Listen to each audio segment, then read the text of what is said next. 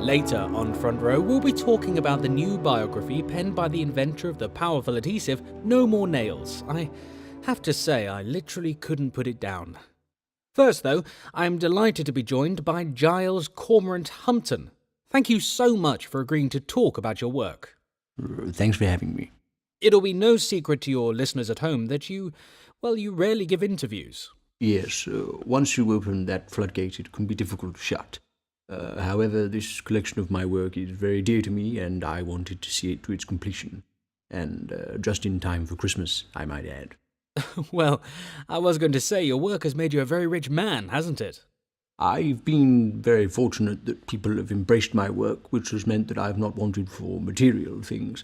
But I didn't get into this business for the money. I don't think anybody does. Who would you say were your greatest inspirations? Oh, where to start? People are always saying I was the first person to draw a willy on a wall. The Sistine Chapel started out as a doodle of a pair of buttocks, and Michelangelo just got carried away. You came from fairly humble beginnings, is that right? Very humble. Nobody in my family was creative. It was quite a shock to my mother when I told her I wanted to doodle on toilet doors professionally. Do you recall your early work? One of my first was Giles Was Here, October 71. Then there was Arsenal going down the toilet, which is when I realised I might have something of a gift.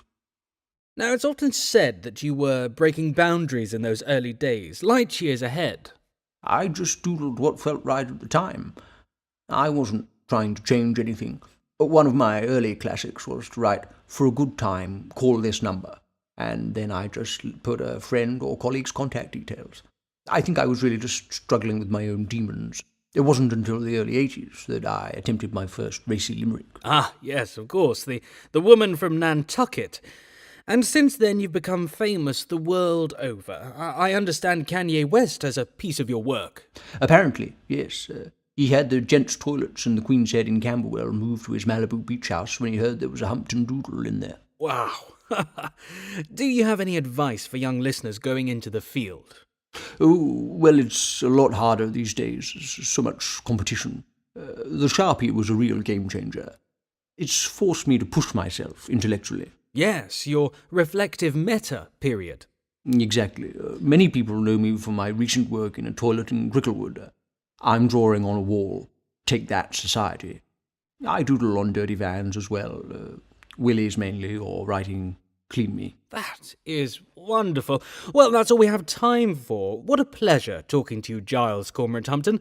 Tune in next week when I'll be talking to Sir Leopold Fascia Branson, the guy who fills the sinks in pub toilets with loo paper and then leaves the taps running. Goodbye.